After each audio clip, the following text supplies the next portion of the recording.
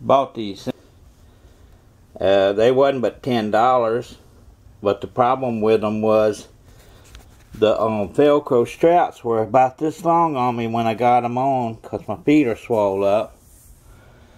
And so what I did was I taped them right there and went ahead, I added some Velcro straps, staped them on and taped them on, and now it fits pretty good. Goes in, comes on real easy.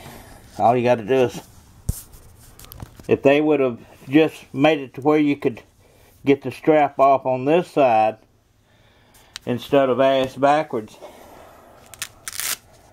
you have to reach around like that to get it loose, but then you can get them off real easy.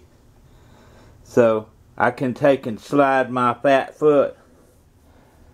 I've got bad legs. I guess you people knew that. So you could do anything like an old post, could slide that in there like that. Now if I could have had that where I could do it from the other side, it would have been a hell of a lot nicer. But it does stay on good. And it feels pretty good with I took and put tape around, all the way on both sides.